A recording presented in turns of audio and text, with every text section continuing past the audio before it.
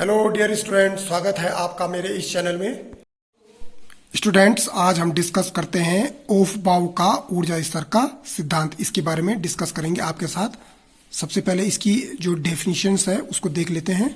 देखिए, इसकी डेफिनेशन कुछ इस प्रकार से है कि ऊर्जा की तटस्थ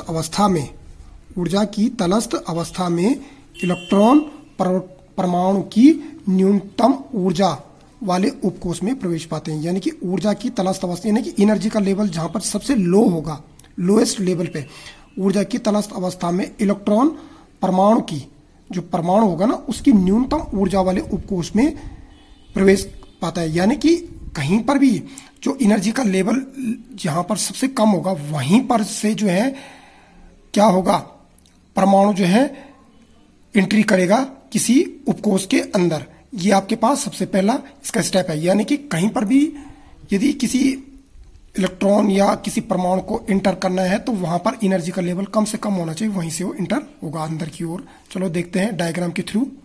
देखिए स्टूडेंट्स, ये एक डायग्राम बनाया रखा है मैंने। यहाँ पर आपके पास first S, second P, third S, third P, third D, 4s, 4p, 4d, 4f, 5p, 5d, 5p, 5d, 5f, 6s, 6p, 6d, 7s, 7p, ये आपके पास है। तो देखो, इसको बनाने के लिए क्या करेंगे, देखिए थोड़ा सा पहले वाले में तो फर्स्ट एस है, दूसरे वाले में सेकंड एस है, और जो पी होगा थोड़ा सा इस लेवल से थोड़ा सा नीचे रखना है।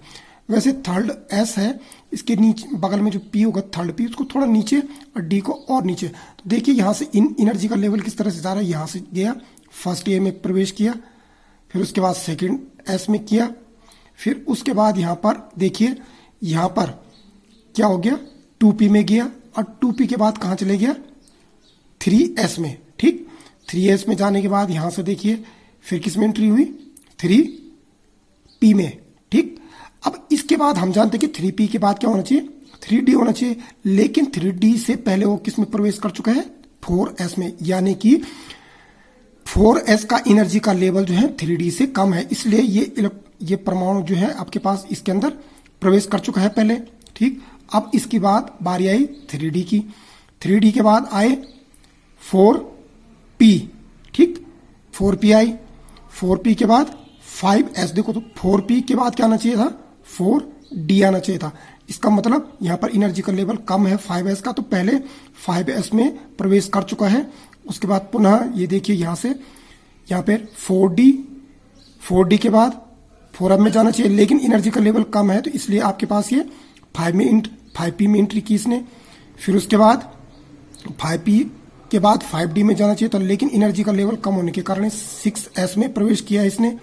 उसके बाद देखिए यहाँ पर ये 4f, फिर उसके बाद 5d, फिर 6p, फिर 7s में प्रवेश किया है। यानी कि जिसका एनर्जी का लेवल कम है वहां पहले ही वो प्रवेश कर चुका है। उसके बाद लास्ट स्टेप में 5f, फिर 6d, और लास्ट में 7p। यहां पर ये इसने इस तरह से एंट्री की है। तो कहने का मतलब ये है कि उसकी जो डेफिनेशन है, डेफिनेशन के अकॉर्डिंग यही था कि जहां पर एनर्जी का लेवल सबसे कम होगा वहीं से जो है परमाणु जो है उसके अंदर इंटर करेगा। तो जैसे इसमें कंडीशन यहाँ पे आपने ये देखी, ये देखिए, ये 4s हो गया, फिर उसके बाद आपने देखा ये 5 ये हो गया, s हो गया, फिर इसके बाद आपके पास क्या है, ये 5p हो गया, 6s हो गया। यानी कि यहाँ पर एनर्जी का लेवल कम है। तो इसको इस डायग्राम की सहायता से आप कर सकते हैं, इसको बड़ा इजीली बना सकते हैं। अपनी पोजीशन से थोड़ा सा नीचे ड्रॉ करना है उसको। जैसे 2p हो गया, 2s हो गया, तो 2p बनाने के लिए क्या करेंगे, थोड़ा सा इसी लेवल से थोड़ा सा नीचे कर रख देंगे इनको, तभी आसानी से बन जाते हैं। तो इसको कहते हैं ओबाउ सिद्धांत के अनुसार ऑर्बिटलों में इलेक्ट्रॉनों के समावेशित होने का क्रम। जो मैंने आपको ऊपर बताया है वही क्रम मैंने ये नीचे लिख रखा है। ये देखिए यहाँ पर फर्स्ट एस, फिर उसके बाद सेकंड एस में गया, फिर 2p में गया, फिर 3s में गया। तो देखिए ये वही है, first S, second S, 2p, 3s, 3p, 4s, 3d, 4p, 5s, 4d, 5d, 6s, 4f, 5d।